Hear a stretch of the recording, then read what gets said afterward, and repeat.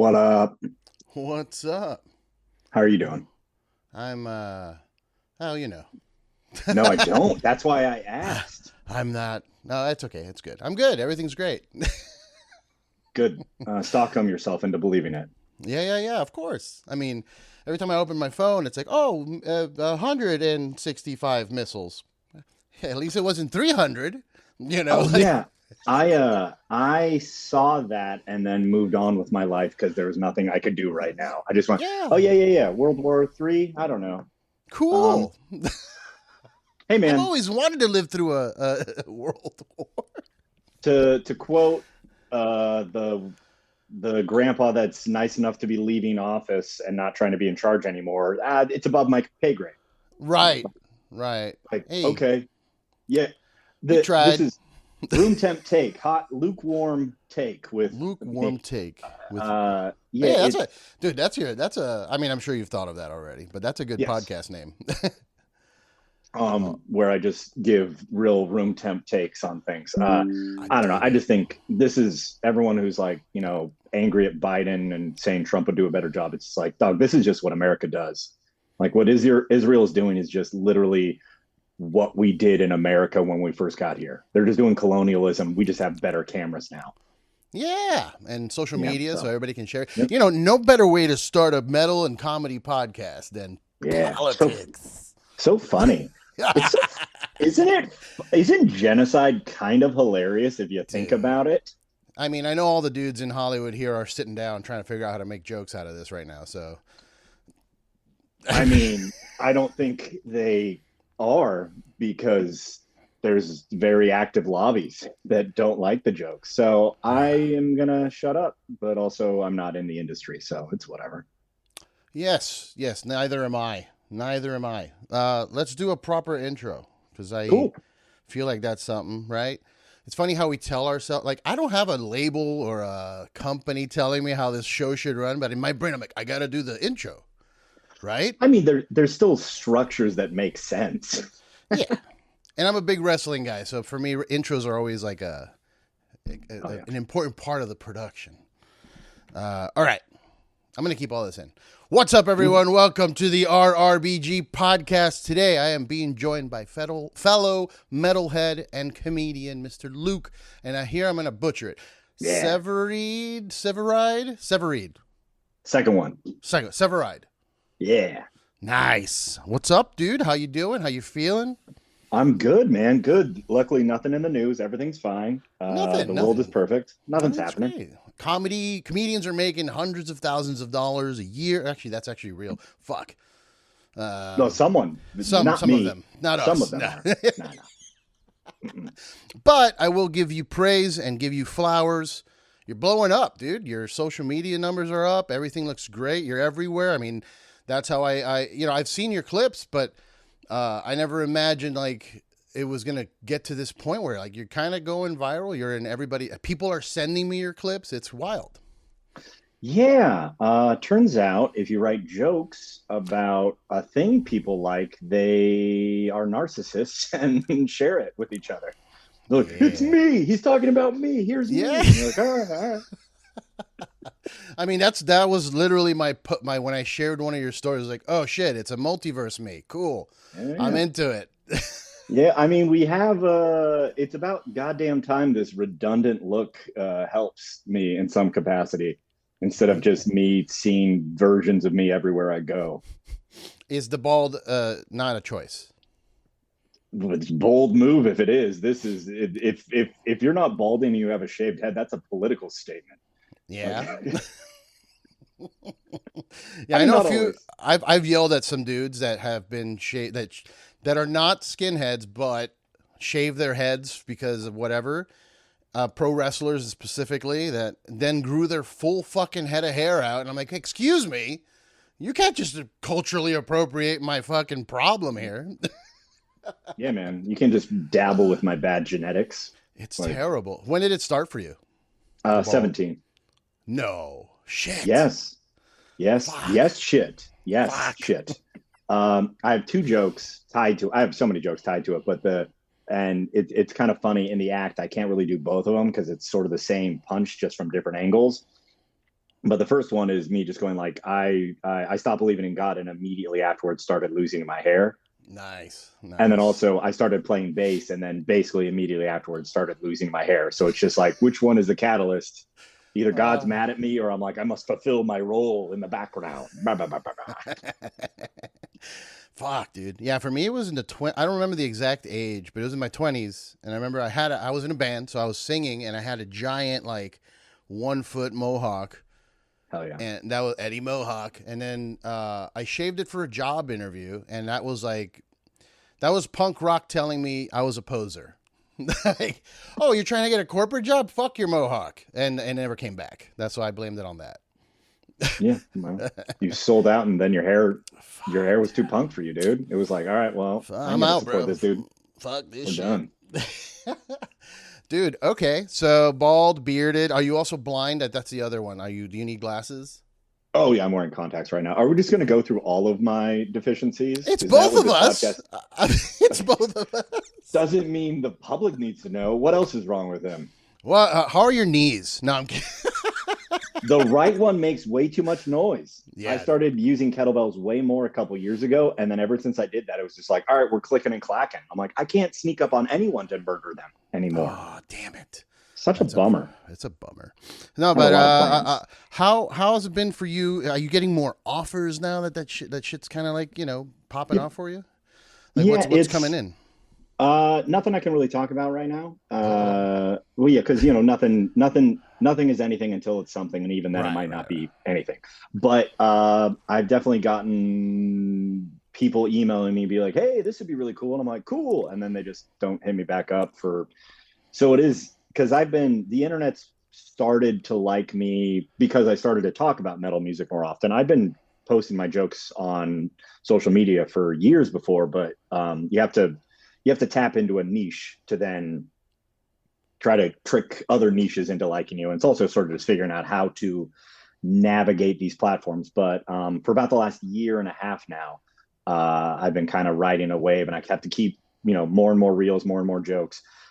So more people do take notice, but I mean, the industry, like the conventional comedy industry, is still not really. I'm unrepresented, don't have a manager, don't have an agent. It's just it's DIY, and a lot of the road gigs that I've been doing, it's stuff that I set up myself.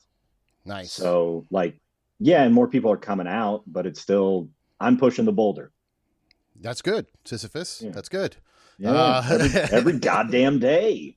it's every day. No, it's a good. You should keep it that way. I know that there's a lot of appeal in having, a team and people backing you and throwing money at you. That's always appealing. But man, if you're able to do it on your own, there's, I mean, outside of just extra work. But I'm assuming that you are similar as well in that you want the work. You want to stay busy. Yeah, I would like to have more bandwidth to focus on the jokes because that is Mm, what the foundation is, but it's also the fifth priority, maybe. yeah. Yeah. And because if the jokes are good, then the videos are good, then the reels are good, then the follower count is good. Yeah. Yeah. Yeah. But there's all these other things that I still am not like as proficient at as as I would like that take up a lot of my time. Well, shit. I mean, if you're building it and it's working, you got to get it Yes. to a point that then when the official deal happens, you have a little more power too. Because that's the thing. Like Yes. when we're up and coming, it's like deals seem very nice until you realize you're getting screwed, and then Yeah. at the end, you want to make sure that you have leverage, and you have that. You're starting to build that. Uh, but I'm happy for you, dude. That's awesome. Thanks, man. Like, I remember when I think it was Tripoli. When I first met Sam Tripoli, came up to me. He's like, he saw I was wearing one of the signals. Like, hey, I'm in a band, and Yeah. and he was just like, man, that's cool. We need more metalheads and representing in comedy. And like, I'm not trying to I don't do metal jokes at all. All my jokes are about whether or not I'm gay, and my brother's gay, and I'm married, and other things. Being Cuban, I don't ever joke about metal because I still have that stupid metal is my secret thing. Metal is my Yeah. nobody wants metal. Yeah, except for when you go to a show and go, oh, a lot of people do. Oh, Yeah, okay. yeah, Yeah, yeah. and I mean that was the story I told myself for years, and that's why I only recently have had success online sharing jokes about metal music is because I would let that voice dictate what my actual voice would say. Mm, And I think that is stupid. That's a waste of yeah. time.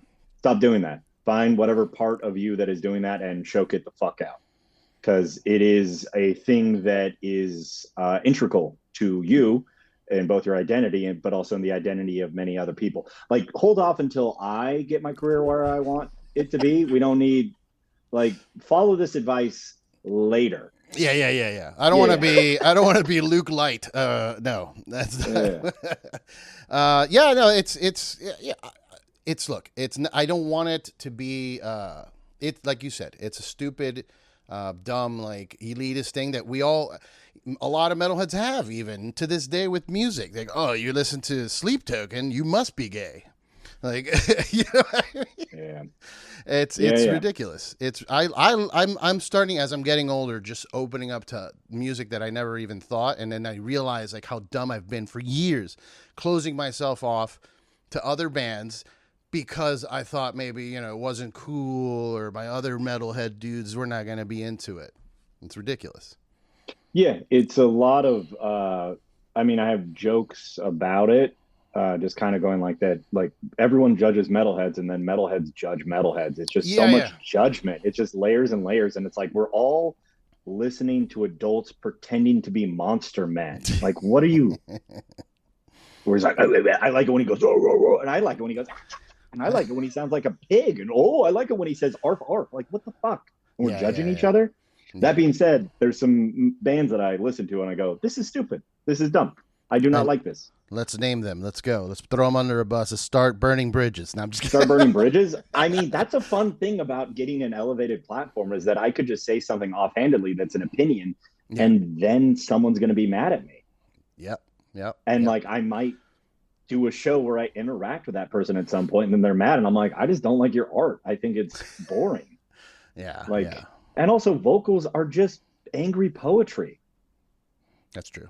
It's That like, is and I'm true. supposed to, like, that's the thing I really take issue with is that we elevate singers like to this level, like these, like, they're like almost half deities to an extent. And they're like, no, they're the laziest one in the band. They do Yeah. the least amount of effort and they get the most recognition. They literally wrote lyrics that have a soundtrack so you don't actually pay attention to how lame they are.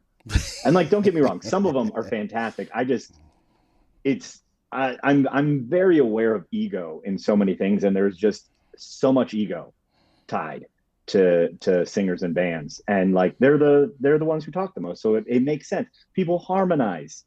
Like imagine if you went to work, you start talking, and everyone starts like saying what you're saying in time with you. Like your head's gonna get big. Yeah.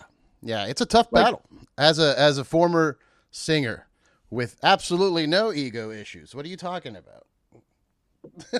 yeah, No, I've tried all of the mushroom ego death stuff, and like it's always gonna be there. You just need to learn how to put it away and not let it succeed. You know what I mean?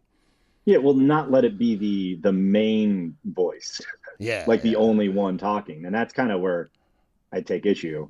But that's also me just kind of processing my own stuff because it is interesting.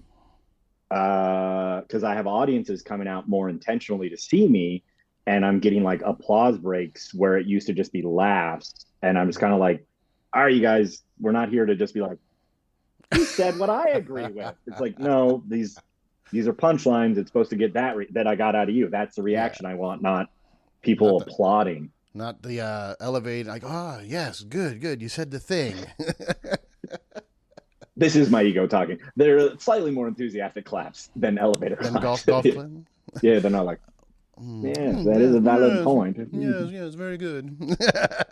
But yeah, it's look, and as your platform gets bigger and as your shows get bigger and you start doing arenas and I empathize, or I try to empathize. Is it sympathy or empathy? I'm stupid. I don't know which word it is, but when I see like a Bert Kreischer who's like playing stadiums and then people are talking shit, I'm like, I get it. I get all of it. I get the entire spectrum of emotions that's going on with what he's dealing with, what the crowd's dealing with the, it's hard to fight like that ego when you're at that level. You have that many people fucking like sucking your dick the whole time. You know what I mean? Yeah. And it's you also have to like be a fan of you. It's just try not to take yourself too seriously during that process.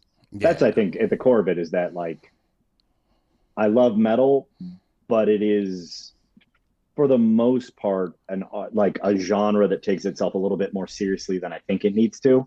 Oh yeah.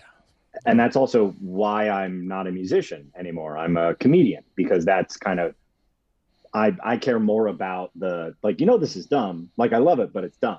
Like Yeah. here's jokes about it being dumb. Like that is I don't know. That's more of a priority for me than I suspect, musicians, because they're like, it's a lot of image too. You got to be the badass where like when you go, hey, let's start a circle pit, everyone's like, we should, because the main monster man told me to. So let's do circles together. Yeah. And it's also a very sad feeling when you really try hard to get the crowd to move and they don't. Dude, It's so tough. Dude. I saw an instrumental band in Seattle years ago, and I really liked them until that show where I was like, the bass player, which is usually the one that I, like the most, just because I'm like, hey, buddy, you're doing the thing I was bad at. But he just kept telling the Seattle audiences to start a circle pit, and I'm like, you're wrong genre, my guy, and just corny jokes, and I'm like, I haven't really listened to the band since, just because of that. Because like each time I listen to him, I'd hear the bass playing, and I was like, this guy's a douche. I don't want to hear him. Yeah, it's tough, dude. The other issue with like having a podcast like this, where I talk to bands like that, or bands that I loved or whatever, is then getting to meet them and realizing like, shit, like that was my favorite guitar player. Yeah. Was keyword. Yeah. I like what them fingers do, not what that mouth do. God damn it, dude. Oh my god. And you were mentioning like the ego thing, like even guitar players, like you see instrumental bands or people like a Steve Vai. I'll call out Steve Vai. You're literally just jerking off on stage. They're just holding this stick and they're like, oh yeah, oh, it's like it's a lot. It's a lot. It's a lot of ego, a lot of shit that goes into that. I could never deal with it. It's also what people paid to see. True. That is true. Yeah, like, that's what they want to see. Like people go to metal shows to see someone they perceive to be elevated and to elevate them. Like they want to be like, oh, that was the best Tuesday ever. And you're like, all right. The fingers. Yeah. I mean, I did that too. And I love doing that. And then when I kind of got into comedy, you just like the curtain kind of pulls back and you're just like, oh, these are just dudes and dames that are just doing a thing. This is their work day at night. And like, it is literally, it's show business. And like, I like it, but I also am just kind of like, all right, there's an asterisk next to this. Like, this isn't the coolest thing ever. But like, as an audience member, in the same, much like going to church, like you're all there for a thing and you want to get an experience out of it. So the expectation is elevated. And so they deliver in a way. And you're a byproduct of your environment. And if your environment is a bunch of people screaming woo, and then a line of people wanting to suck your dick, like you're going to be like, I'm pretty good at what I'm doing, I guess. Yeah. Like going back to Bert, and I hate to do that, but if he doesn't take his shirt off at a show, people will bitch. The fans are going to go home and they're going to be like, oh, he didn't take his shirt off. So he's losing his edge. And then they stop, they start talking shit online, and then their fandom drops. It's hard because I'm sure he wants to not take his shirt off and be taken seriously, but he gets a pop every time he does it, so he's going to keep doing it. Well, it's greed and ego at that point where you're like, yeah, man, if you just endured some shitty comments for a while, you're real, like the fans that actually like you would stick around. But I'm sure he has so many bills so much like, but I have to make, you have to constantly be making more and more money every single year. Otherwise you're a failure. Shout out capitalism. So like it's a thing where you become beholden to your fan base as well, where you have to appease them. Like at this stage in my career, I'm getting the following, and much of it is tied to metal music, but that's not exclusively what I want to have. Like Yeah. I want to be able to dive into as many subject matters that are a part of my identity, but also just in general aspects of existence. And so that I'm not beholden to one group. I'm not beholden to people expecting me to just yell about music. Right. Like I'll probably still yell, but I want it to be about other things as well. What Cause what are some of those things? Like what? Tell me like a couple things. Just one thing that you would rather not rather, but just would like it to be part of your palette of comedy. Well, I mean, it is, I do in some capacity already. I talk about a bunch of other things, but it's just, it doesn't do as well online. But also, Mm. I think it's because it's easier for a joke about metal music to be shared because it is identity and my audience is on board with that. But, like ADHD, having, broken brain, depression, I'm an uncle. I have a bunch of jokes about that. I'm a bit of a pothead. I love video games. I'm a bit of a nerdy dude. I'm a left leaning guy. Like all of these things kind of they permeate throughout, but it's like I've had a handful of jokes do well, but nothing to the levels of me yelling about Jesus not being real or something. But yeah, like I'm a pretty vehement atheist. I'm like, I want more jokes about that. But all of these things, it's like a barrier that may or like make someone tap out, and like I have to be okay with that. Like when my metal stuff was popping off, that started February of last year on Instagram and Facebook, and then TikTok as well a little bit later.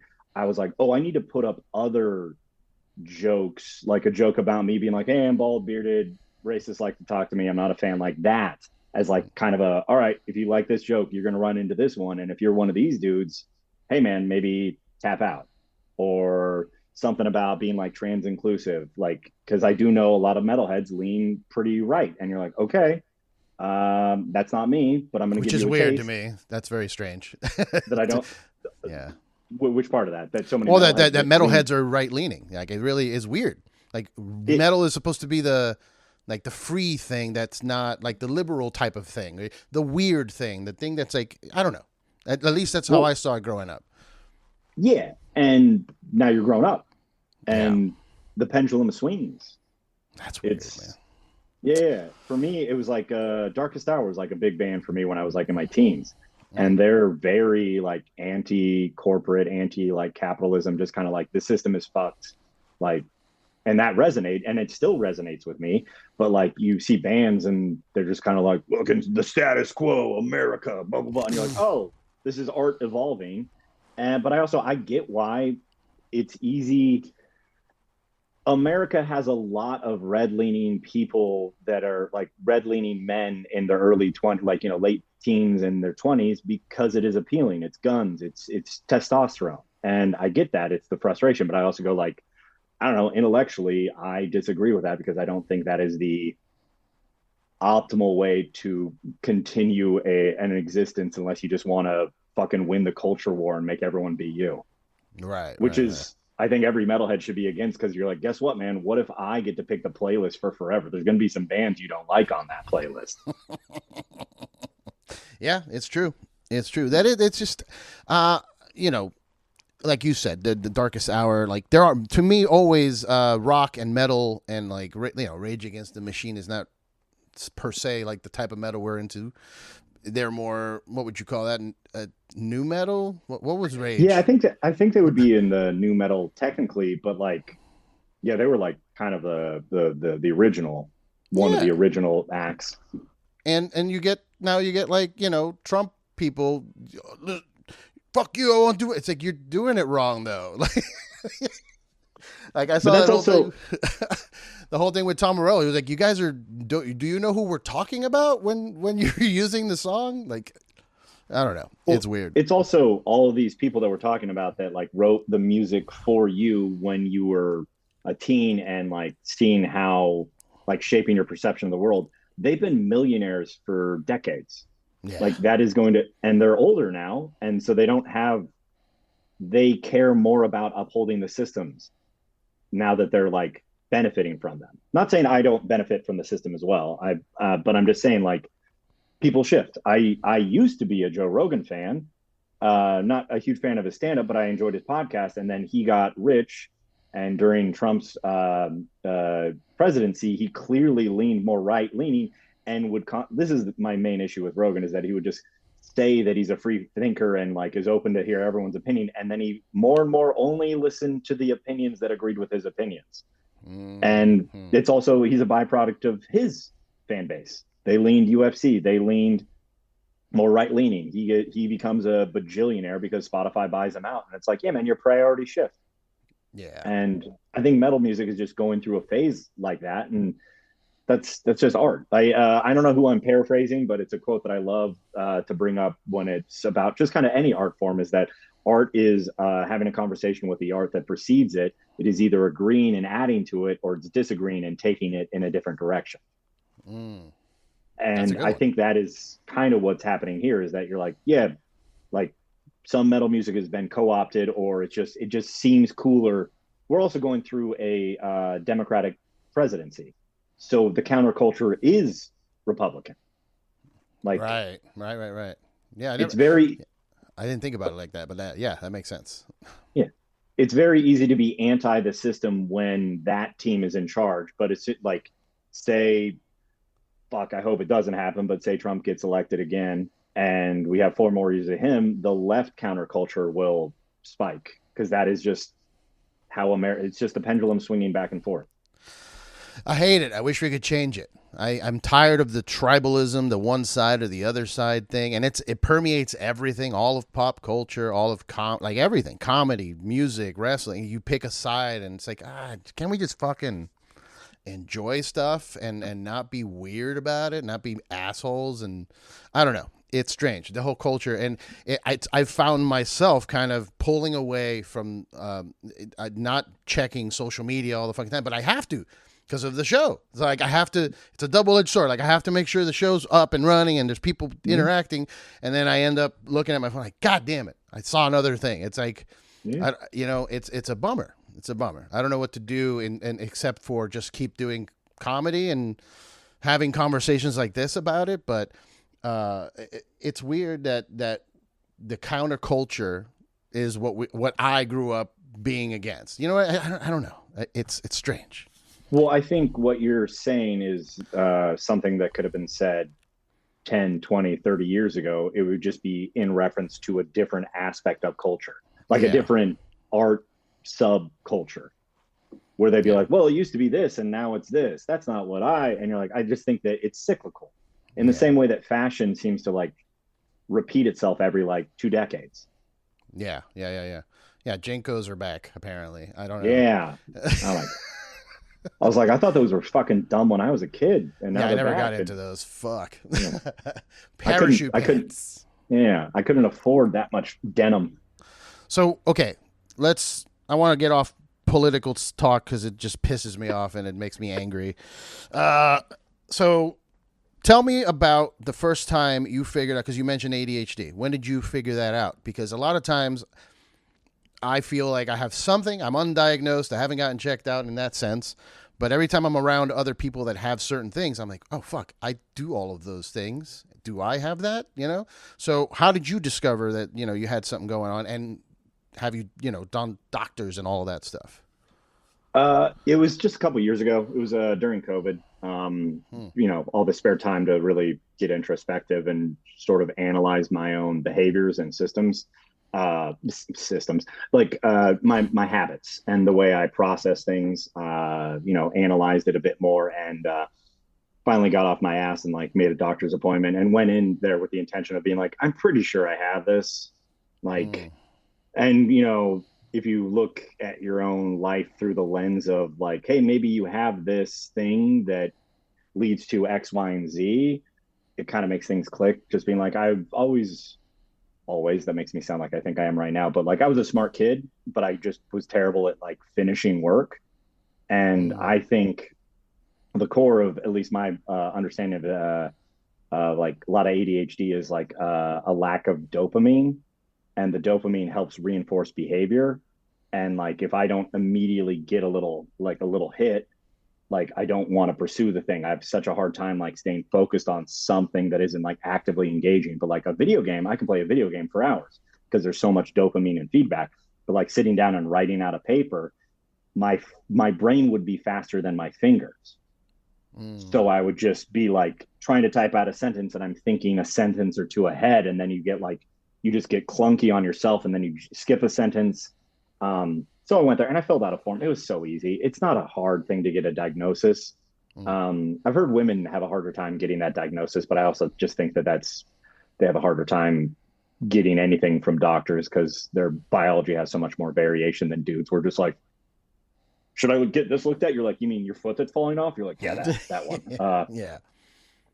Yeah, I filled out a form and literally, I mean, I answered it honestly, but it was like all fives except for a 3 and a 4 in there. I was like, all right, man, pretty sure. So is there medication that you can take, or are you doing that? No, I'm not on medication right now, mostly because I just don't have it. I moved to Pennsylvania a while ago and I have not jumped through all the hoops to get medical benefits that I need to.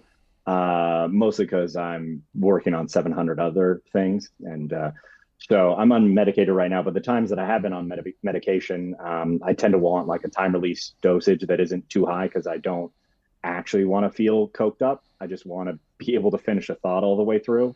To be able to sit on an email and go, and that's done. Okay.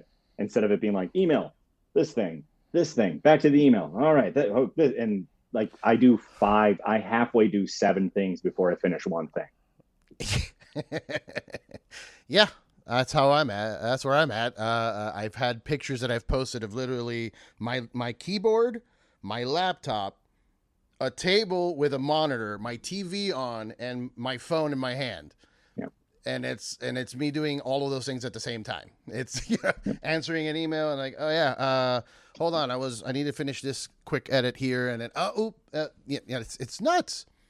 Yeah, it's I also think just the in the same way, to circle back to like the divisiveness of the internet and just kind of culture in general, is that we are constantly kind of like, this is a byproduct of the systems that are in place. Like the duopoly makes it easier for, the powers that be to just keep pitting us against each other back and forth. So they kind of, it's one of two options, but they are the ones that are kind of steering the ship for the most part. In the same way that like, I think a lot of people have ADD, ADHD tendencies because of the internet, because our gray matter has not had this kind of input ever. And we're still adapting to it. And the way evolution works, it takes a really long time to actually adapt. So this is us going, there's so much just bombarding our senses. We used to know like a couple dozen people tops, and now we're aware of everyone's opinion on everything at all times. It's easy to get overwhelmed. And then also we have way more tasks than we used to. I used to do manual labor and just be like ripping out windshields, putting in new ones. Like my back doesn't miss that job. But the simplistic nature of going task at hand, do task done, on to next, as opposed to now where I'm like, all right, I'll work on this video. All right, I got a Zoom podcast recording. All right, in an hour and a half, I have a phone call. All right, and I should work on that. I need to work on that. Like all of these tiny things that you just bounce off of. But I mean, that's also the nature of what we've chosen to do with our lives. Like, you've chosen to be a comedian.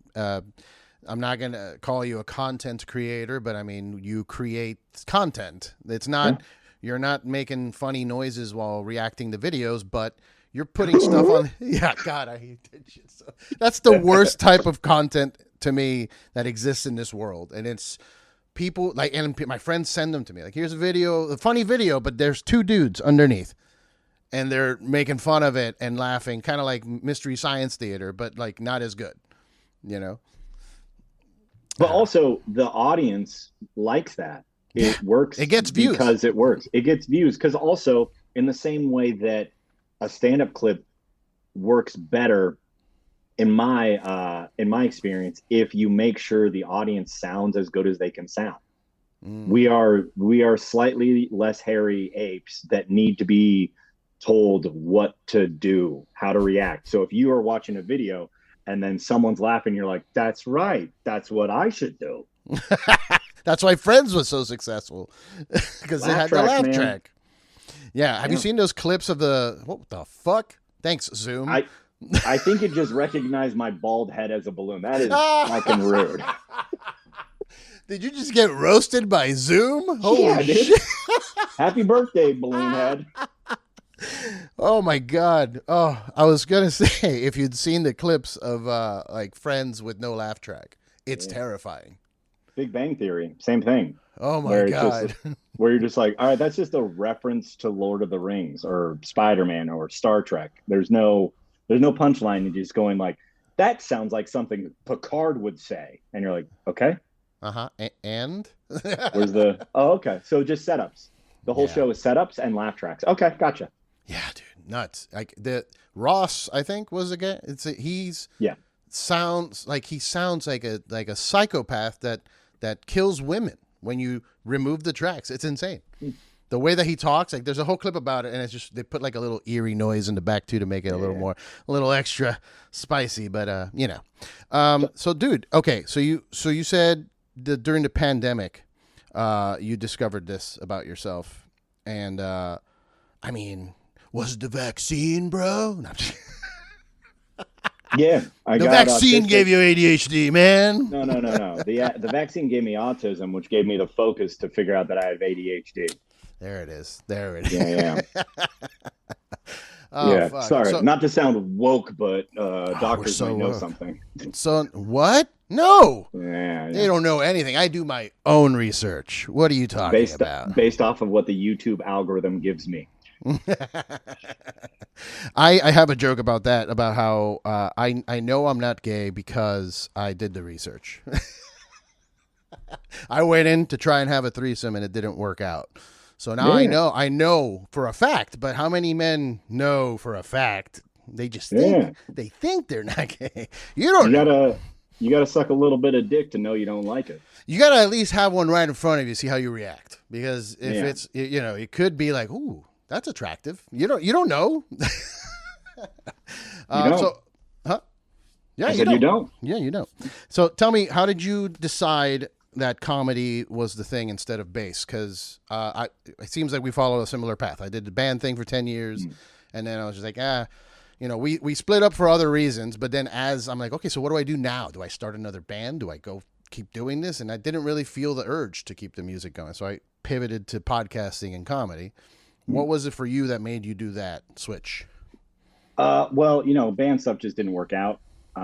It is also kind of a pain in the ass having to navigate so many people's schedules and then their significant other schedules and just all that. It's and I was like in my mid 20s at that time, and we weren't really getting any success or anything like that. It was not a huge band by any means, and I was up in Washington State, and there's not a huge scene up there.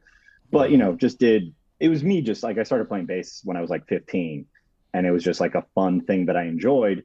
And then in my mid 20s, I mean, I kind of got into listening to stand-up comedy and a lot of podcasts about stand-up comedy in my early 20s, and hadn't really been playing music for a while, but would hang out, house parties, bars, and I'd always be trying to kind of, throughout my whole life, I'd want to get a laugh as a means of knowing that you're part of the in-group. If you're making people laugh, they like you just by default. Like, they have a hard time not liking you if you just made them like laugh. Yeah, truly. Yeah. So that was kind of like that reinforced that kind of dopamine loop.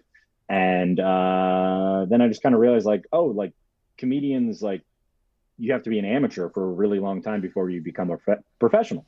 Like I would listen to like Rogan's podcast and they would talk about that. You're like, oh yeah, you start off at a bar where you're nobody. And I'm like, oh, I go to bars. I'm a nobody. Oh, I could do that. And in 2012, it was March 26, 2012, I went to just a dive bar called Bender's in Renton, Washington, and signed up. The week prior, I went there to watch and like just happened to not have my set ready. All of my friends were already there, like to watch my buddy's girlfriend's cousin go up. And they were like, you should too. You're funny. I'm like, maybe I'll do it. And I went and watched and was like, oh, I could do this. Like, I could be better than some of these people that signed up. And so the next week I, planned out a set, signed up, and oh man, it was that was I didn't like sleep that night. That was the most like validating experience I've ever had in my life. Just the dopamine, just like all the good chemicals, and I was good at it.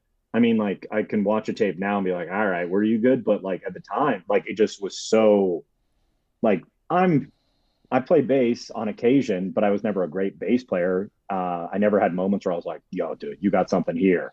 But Right. like when I got off stage and after getting laps in front of a group of strangers, I was like, this is not a waste of time. And like intellectually now I know that if I got paid by the hour of how much if you take all the money I've made doing stand-up comedy and like divided it by how many hours I've spent like driving to and from, waiting, doing these unpaid open mics and all these other things, I'm still making terrible wages and will for a while until my career really takes off. But like it was the most validating thing I've ever done. So I mean that's how it was for me. And I assume that's a version of that is how a lot of comics do. Like you do it once and it just your brain goes, yep, more of that. It's literally the same as trying cocaine for the first time.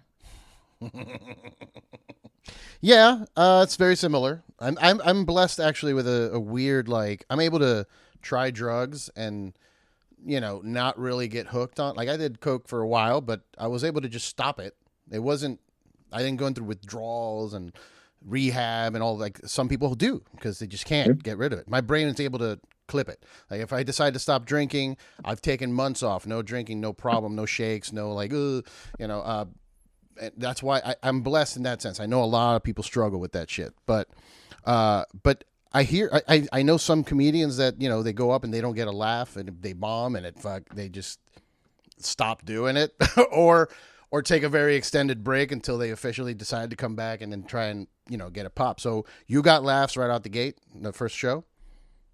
Yeah, I mean, I did fine for a while. The first bomb I had on a Wednesday, and it probably wasn't even that bad. But I like the previous Monday, and I was a month into doing open mics. I had like a good set where I was like, oh, I smashed. Like people who say that you're like I killed, you're like, well, Yeah. all right, man. But I'm saying like for the level I was at and the skill level I was at, I had a very good set.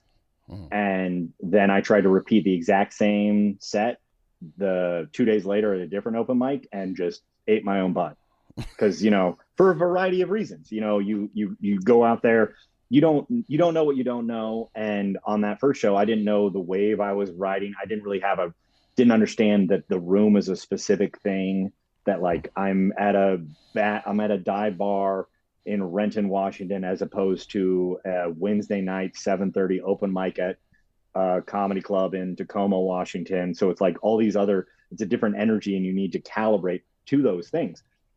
So like, yeah, I had bombs, but they weren't, I would probably go back and watch them and the, the perception of what a bad set is much different now than it was then. But it's like, Mm. I was getting enough and I was aware enough to know when things weren't good. Um, but yeah, I don't know. Like So was it also like you more said, of a bad performance? Like you were confident in your material, but you were just having an off moment. So it wasn't that destructive to your mental health where like some of these comedians they do a joke, they bomb, and then it's like, oh no, I'm terrible, and they just go in there. It feels more like you were able to recognize that, hey, this killed last week, so the material's good. It's just this is not the room or the moment. well, it's not even the material is good. It was, oh, that just didn't work on this room. Mm, Like that, I'm ultimately the person on stage is responsible for everything happening in the room, yeah. being successful or not. I mean, with maybe not everything, because there's so many other. If someone's hammered and puking on the floor, like you can't really combat that by being like, no, listen to me talk about my wiener real quick. Like, Waiter drops a plate of wings on someone. Yeah, yeah, that kind of shit. yeah. But I saw it, and maybe this is rose tinted glasses, but like if I'm remembering how I felt about it, it was me going like, I don't know what just happened, but I did something. I had the wrong energy. I did this wrong. And it wasn't like these jokes are terrible, but it's just like, yeah, these aren't done. These jokes aren't done. I'm not done. I'm just getting started. Wow, that didn't feel good. I would like to not have that happen again. How do I facilitate that? And just keep And working. yeah, just keep working. It's just get back on that fucking horse. Yeah, that's a good mentality though, man. Because especially out here in LA, many comedians here are very, very broken and fragile, and one bomb is enough. You know what I mean? One bomb is enough to cancel your career and or your life. Unfortunately, here in Los Angeles, but yeah, I'm great. I felt, and maybe you was similar. Do you feel that your experience in a band performing on stage in front of people gave you a little bit of an advantage when you started stand up? Because a lot of these comedians don't have that. They just go straight to stand up and they're getting shell shocked from, just being on stage in front of people. I mean, I didn't even play that many live shows in the band. We did Okay. like less than half a dozen. So like within the first week and a half of me doing open mics, I'd been on stage more than I had ever as a bass player. Oh, okay. Okay. Um, Hmm. yeah, it so that was kind of like, it was also kind of funny at the time. I was like, I've been on stage more as just myself than I've ever been in as a musician. All right, so we're definitely more a comedian than we are a musician, because like the shows we were playing is basically were versions of open mic shows where like a booker's like, you need to sell these tickets, and then they just still Mm. fuck you over. Yeah, So, yeah. but I do think having been on stage a little bit, especially with the ability to, I'm not the vocalist, so Mm. I can kind of be in the background if I want. And the shows we did play, it was very nerve wracking, but I always like, I would move around in weird ways just because it's fun to be like, nah, and then I'd get a laugh. I would be on stage, we're playing metal music, and I'm getting a laugh because I'm walking around in a weird way, and I'm like, ah, like so clearly, laughter as a response has kind of been the priority the whole time. Nice, nice. Well, that's Yeah, good, man. That's good. I would urge you to stay away from LA open mics.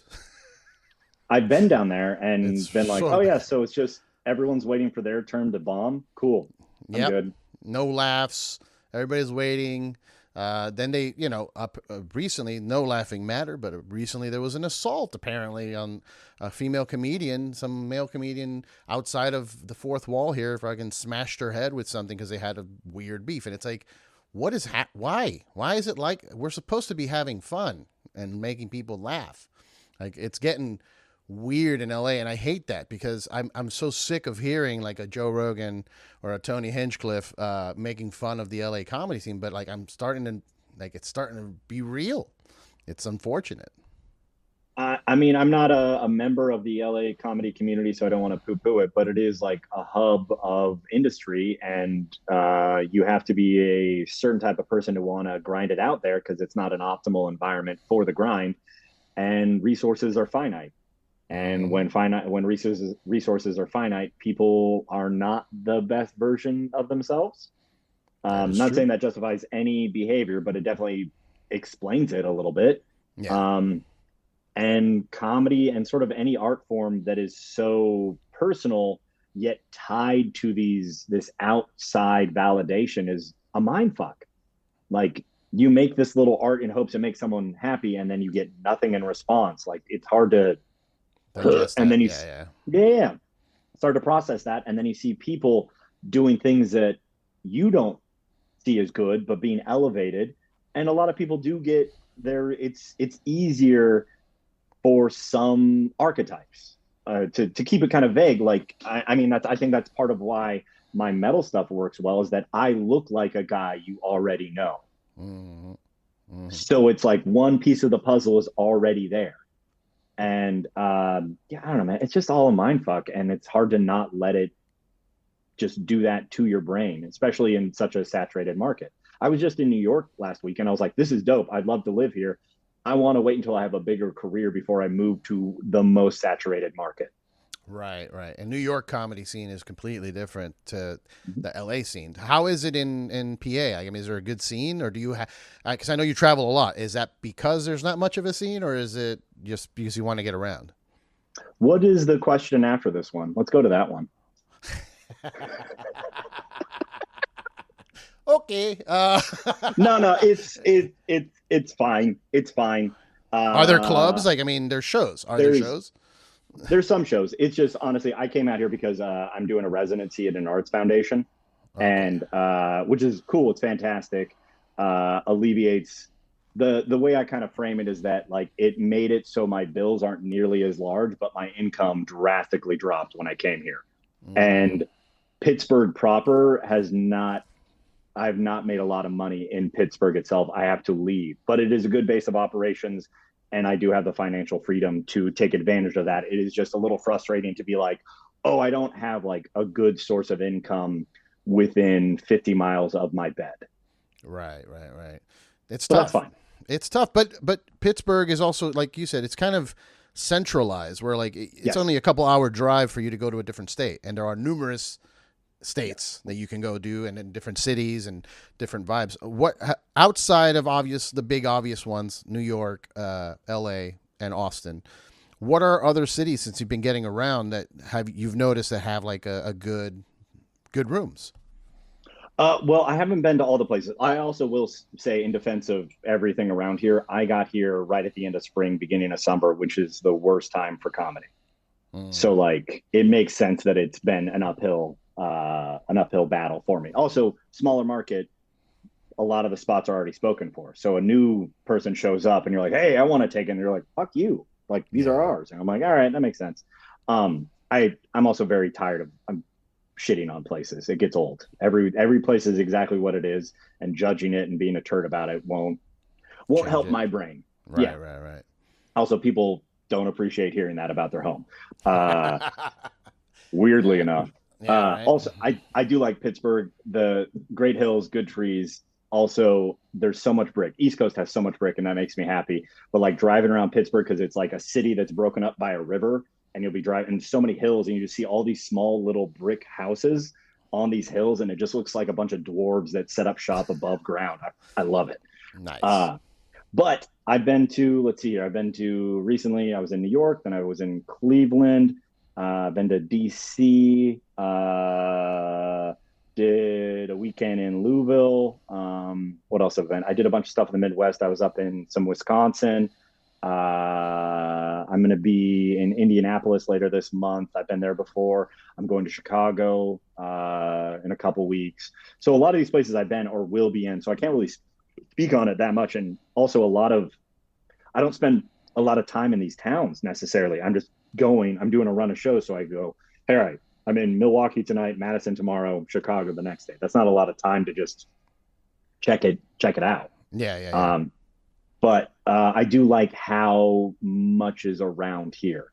It's as I grew up in Washington State, and there's a lot of stuff there, but like by comparison, not that much. Like you have Seattle, Tacoma, Bellingham, and then hop the border in Canada, go to Vancouver, BC. But then outside of that, you have like Olympia, and then 3 hours south, you have Portland and Oregon, and you're like, those are the markets, and then like Spokane on the other side of the state, and that's kind of it for the markets. But like, say you're based out of Chicago, there's like so many markets that are within like an 8 hour drive of you. Nice, nice. And it's a good place to live too for concerts. They never really Mm-hmm.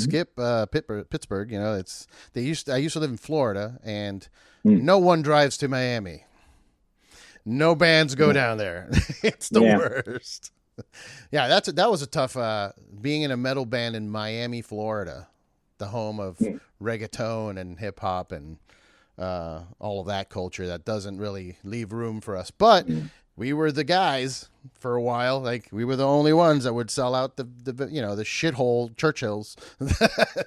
It did not survive the pandemic, unfortunately. It's like another Yeah. bummer, but Well, there was such a limit on like the metal culture down there that it was tough. You couldn't get shows.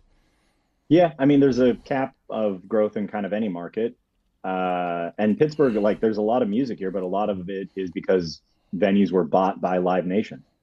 Like, Mm. that's just these huge conglomerates just kind of like swooped up a bunch of these venues, and then they're like, you got to use Ticketmaster, which is, I'll say, is fine for the sake of if any of them are watching this and I want to work with you in the future. But I also am like, I love antitrust laws. Let's break up some monopolies. Yeah, yeah, it's an unfortunate thing, and I've again, I'm not a very political person, but anymore, but I have seen that there are people. I think it was Biden that was trying to call out Yes. Ticketmaster, perhaps.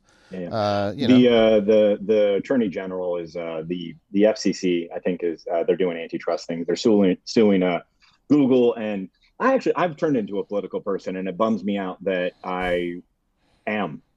It's like yeah, I give a shit, and I clearly think one side is doing things that are more in line with helping America, or at least align with my perception of morality. Um, which is a bummer because it's fun to not give a fuck. And now I'm like, no, I give a fuck. I like this side. And there's plenty of reasons why I think this side sucks, but it sucks a lot less than that side. yeah. I mean, it speaks a lot about me that I used to be that way. I used to give a fuck, and now that I'm getting older, I'm giving less fucks, and you know, some people can perceive it as quitting or giving up. I'm not like, obviously, if I see something fucked up, I'm going to say something about it. But I'm not going around like I used to. I used to protest. Like, I used to go out and hold signs and film videos of me, like, you know, no, like, but now it's all that's gone. And I don't know if it's just that life has run me down. But I think I sorry, I'm totally no, go ahead, jumping in on you. Well, I think it's because you've lived long enough to know that being that worked up doesn't actually facilitate change, and your bandwidth has gotten smaller and smaller, and to the point where you're like, I just want to be happy today if I can, which is also why you're a part of the problem. I'm a poser. No, yeah, I know. But also, I think that is so silly to like see the lens through that. Like, that's like teenager speak. Yeah. You're a poser. You're like, you're fresh to testosterone. Shut the fuck up. You've had chin hairs for 3 years. Why the fuck should I listen to your opinion? That's why I can't do young bands either, man. And I'm sorry, all you young aspiring bands that are maybe watching this. I don't care about your band. Call me in like 10 years. All right, I'm not going to co-sign what he said. I get the sentiment, and he's yes-anding me. But even after I said the thing that I said, I was like, I don't totally mean that. But yeah. No, I mean, I know, like, look, I like supporting young talent, of course, but like, I don't really care about what you're singing about when you're 15. What are you singing about? Like, well, it needs to be good, and also it's the same with like having comedians that start off really, really young. Is that a lot of audiences are like, I don't want to listen to a 20-year-old tell me about their life unless the jokes are like really good, and that's hard to do at that stage. Or you have abs like Matt Rife. No, I'm just kidding. Yeah. Well, I mean, like, there's all kinds of ways to navigate that, but like that's also a thing where I'm like, yeah, like, no, start young and work on it, but also like be aware that it's an uphill battle, and that's because you showed up so early. Yeah. Yeah, I mean, and they typically, people that start young like that, I mean, they're the prodigies. They end up, you know, when they're in their 30s and 40s playing arenas, you know, because you've put in the work now. You've been there. I didn't start young. I started, you know, way, way late with comedy. I did start music sort of young, but that failed. So that kind of, you know, didn't do much for me in that sense. Yeah, and those credits don't necessarily transfer. Yeah, they don't. I mean, look, I was bringing up for your case, but I do feel like when I did start doing comedy, I did feel an advantage because I've heard all the stories, and I spent a lot of time before taking the stage. I spent a lot of time at the Comedy Store, hanging out, talking to open micers, going to open mics, and just hanging out, not doing it. Just I wanted to be a part of the scene. I treated it like I did with music, where I would go to local shows and just hang out. Let me check out the local bands, and then, you know, hey, I have a band. Can we hop on? Like that kind of vibe. Yeah. I thought, you know, that's how you should approach comedy here. And I hear constantly like, oh man, once I got up there in the light and whatever. And I felt when I got up there, I was like, I've been doing this for 10 years. Like, this is normal. And it felt like a leg up on the whole situation. Because at least now I can remember all the things that I want to say. Because, you know, I used to sing, so I have the lyrics. I would memorize the words. Yeah. You know, I had that whole. It feels like an advantage, but I don't want to talk about it either, because then it just sounds like the old heads are going to come up to me like, "You still don't know what you're talking about because, you know, you're being cocky, kid." You know, that whole thing. I'm like, no, I don't know. I felt like there was a little off there. Okay, I do kind of want to go over something I said earlier. Is that it probably did help me. It's just I did so little shows in a band on stage that I didn't like. I wasn't aware of the skill set I was working on, but I'm sure having already done it a couple times, around a half a dozen times, did set me up to not be nearly as like as someone else just people. going in. Yeah. Also, I spent years yelling at people at house parties, so I was accustomed to like being looked at and being the loudest one, and then being like laughter. All right, cool. Nice.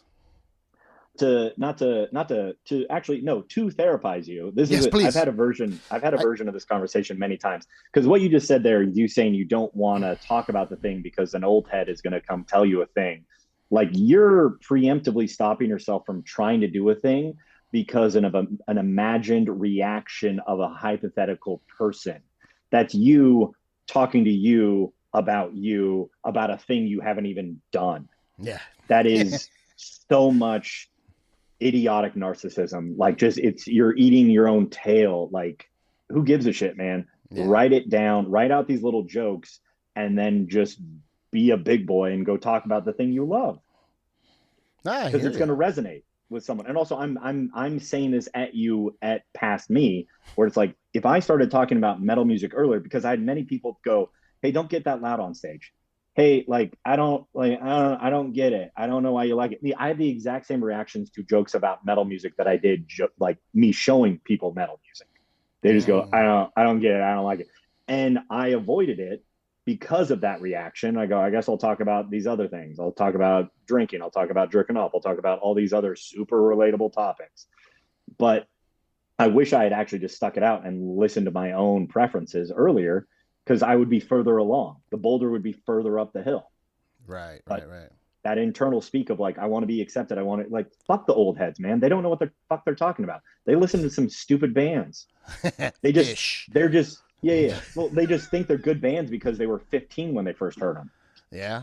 That's true. You get locked into that nostalgia. There's shit that, and I've noticed it on myself, where like I'll get a younger, like a 20-something year, like my cousins, and I'll show them some of the old metal that I listen to, and I'm like ready to blow their minds, because they're like, oh, I like Sleep Token. I'm like, oh, dude, you have no idea. Let me show you this. And then I get nothing. I bomb showing them music, and I start sweating. I'm like, fuck.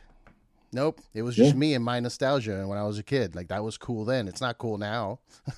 Well, it doesn't have a fresh sound necessarily. Some stuff is more timeless than others, but some stuff you're like, oh, that's right, I was 14. Like, the boner was fresh, and that's why I like this. Yeah.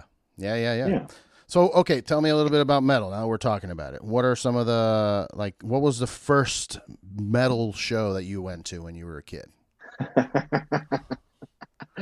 First concert I ever went to, I think it was June 1st, 2001.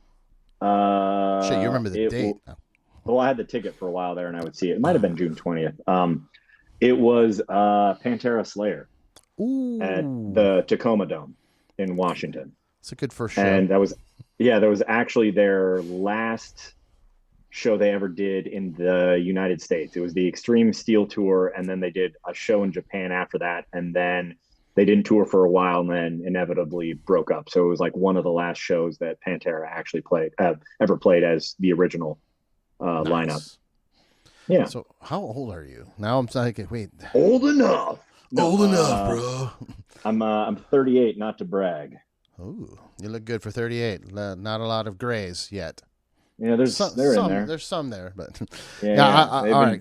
I'm not that much older. I'm 43. It's not that much older. Okay. But like I remember I went to that one of the last that was Phil with the long hair and the beard at that point, right? Yeah, he can't really grow much of a beard, but he has something. I saw them. I think it was in Ozfest around that tour period. Yeah. They did that, and I think I saw Superjoint Ritual like twice at Ozfest after Pantera broke up. Nice. I don't think I've ever seen that. I didn't think I never caught Superjoint. I never caught Damage Plan. Yeah, I've caught Down a bunch of times, but that's different. Never saw Down. I really enjoyed them for a while there.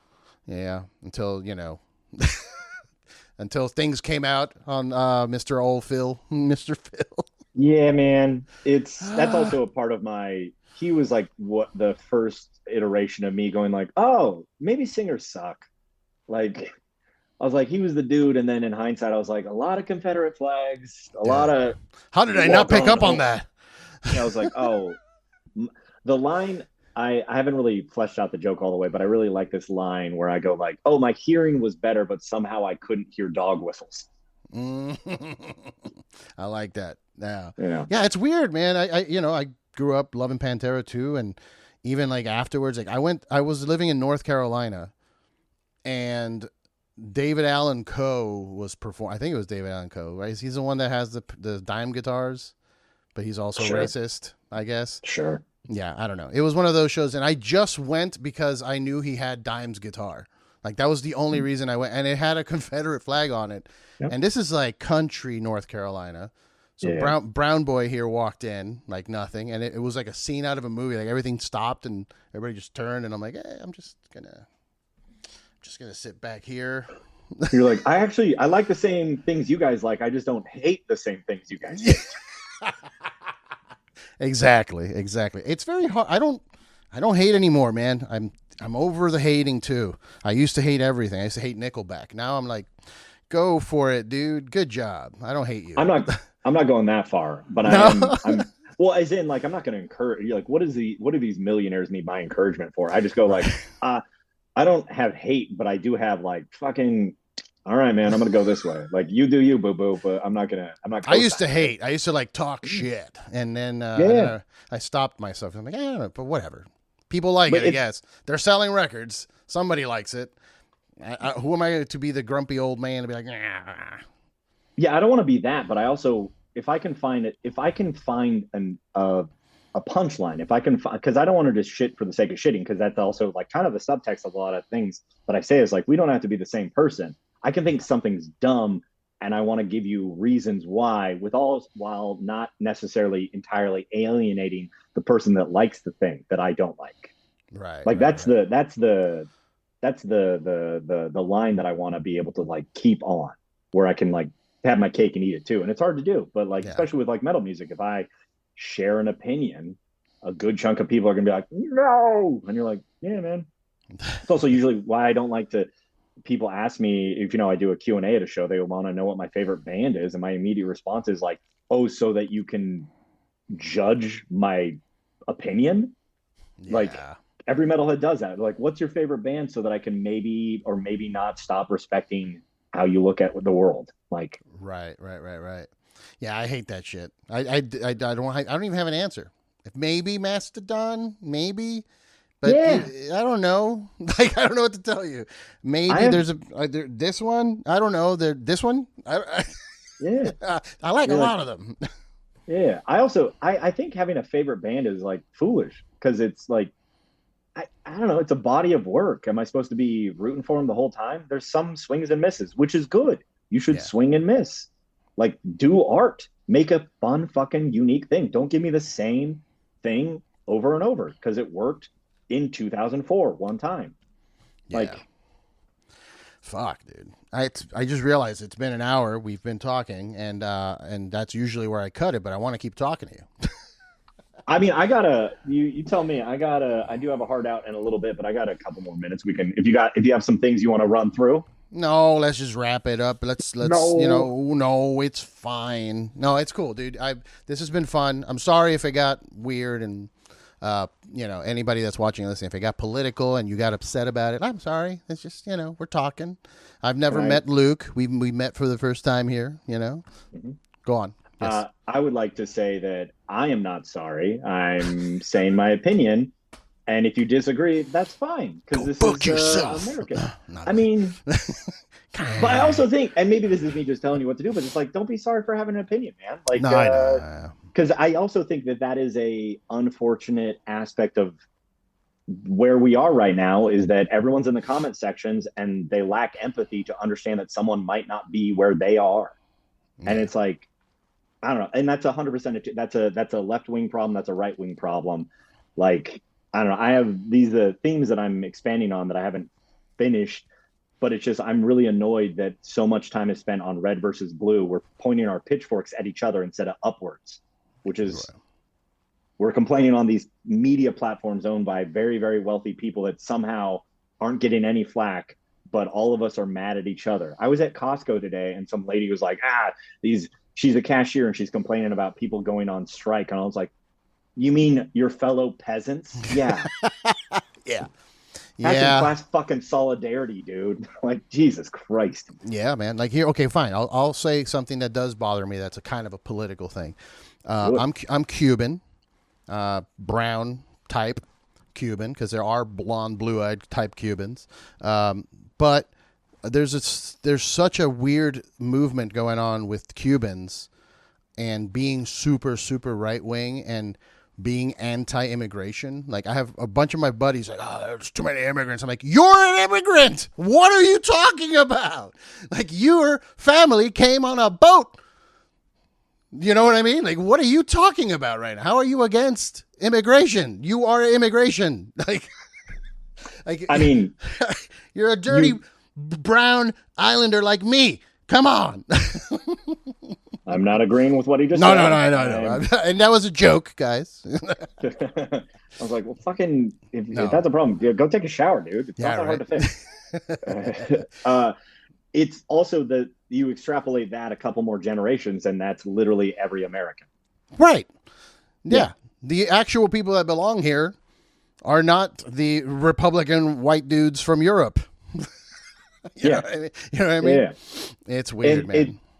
But it's also not that weird if you just go like, yeah, man, but what sort of media do they consume? What sort of culture is being pumped into their brains? And Fox News has done a great job of just amplifying fears for years. Mm-hmm. And then you have the religious aspect of it that co-ops that. And it's a hodgepodge of fuckery. But hypocrisy doesn't really resonate. I mean, and there's plenty of hypocrisy on the left, but when it comes to this specific thing, I do find it very interesting how many people are anti-immigration when it's like, yeah, man, but your parents came here illegally. You're here, which is also what America does, but now you're mad at the thing. And I also, that circles back to the thing I just said a couple minutes ago, where it's just like, yeah, it's because you have finite resources. So it's pitting the peasants against each other, as opposed to going like, oh, we just need to tax the ultra wealthy some more so that these systems that should be in place to take care of all of us are more robust. But that doesn't make the shareholders happy. So we don't do that. So instead we're just told to hate each other. Yeah. It's unfortunate, man. It's unfortunate. And I will take your advice and talk a little bit more about it, because I won't make the show about it, but I will talk about it, because it bothers me, but I've gotten so run down and so tired of it that it wasn't a resignation, but it's just like, I'm just going to keep my opinion to myself because I don't want to argue with you. You know, that's what it's come down to. Like, I'm tired of the arguing.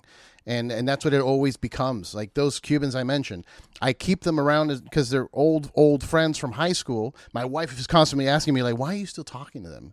They're assholes. They think of this certain way. I'm like, well, because in a weird way, I feel like I'm the only one that's going to call them on their bullshit whenever they say something stupid. And I'm hoping that they're not actual bad people. It's just the brainwashing from watching the Fox News every day or Univision or whatever it is that they're watching that's feeding their narrative. And they're like, okay, that's life, I guess. And this is the way I should go. It's like, no, that's not the way you should go. There are other options. You know? Yeah. I think that's good. I think more people need to do that. It's very hard to do that because you also need to like be more resilient in hearing something you don't like. And then also, if you want to be effective at the thing you just said, you need to empathize with them and then understand how they got here so that you can give like the connective tissue to get back to a common place. Like another thing that I talk about on stage a little bit is that like everyone's in their own little echo chamber, whether it's red or blue. Like we don't have a shared reality anymore. And that only helps the outsized powers that be. Like this culture war doesn't help America, but it sure as fuck helps Russia and China and any other country that wants America to not do as well as we have for decades. Yeah. So I don't know, man. I don't know where I'm going with that. I'm just saying like it is, I understand the aversion to it. And I don't really hop in my comments on Facebook or whatever and try to argue because it's like, I don't want to do the emotional labor to get you to where I'm at. I kind of want to go, here's my opinion, here's my jokes. Fuck. So I'm guilty of not trying either, but I'm like, if we're just having a conversation like this, Yeah. it's easier. Just Yeah. typity types, not good. No. Yeah, conversations are important. That's where we need to get back to, is being able to talk to each other, because that's why I stick around in that group and talk to them, and I try not to post or, like you said, comments and whatnot. But I have if somebody's going to talk to me about it and have an actual conversation, let's talk about it. If you're gonna yell in my face about whatever it is you think, I'm out. Goodbye. I'm not bothering with any of that. So it's important. We need to talk to each other again, and that's why podcasts exist. I think to bring people like us and others together to talk. So and agree with each other. That's why we did this. Just yes, agree because we were the step of the same. way. Yeah, dude. Yeah, Felt good. Of course, dude. Metal. Fuck yeah. No. I really appreciate you talking to me, dude. I know that you're a busy dude, and I just when I discovered your comedy, I was like, oh fuck, it's a joke to say you're a version of me or whatever. It's very egoic, very narcissistic, but I relate to almost everything that you say and do there. So I'm a fan, and hopefully, as time progresses, because I do comedy shows out here in LA. Maybe one day we'll work together. Who knows? I'll book you a show out here in LA if you want to, get up on stage. But in the meantime, let people know socials, all of the things. Plug away. Oh yeah, it's just Luke Severeid, LukeSevereid. That's kind of my handle on everything: Instagram, TikTok, Facebook, YouTube. LukeSevereid.com. Find all my dates there, or in the link tree that I have on all my socials. I'm doing the road a decent amount. I'm all the cities I said earlier, and I'm kind of I'm Pennsylvania based, but I'm kind of going everywhere. I'm trying to go to just everywhere I can go in the next rest of my life. Well, I appreciate that, man. I'm going to keep watching. And like I said, if you are ever in the West Coast, hit me up. I got connections out here. We'll get you some shows. Oh, yeah. Cool. Sounds great, man. All right, brother. Thanks for talking. We'll see you soon. Sounds good. Cheers.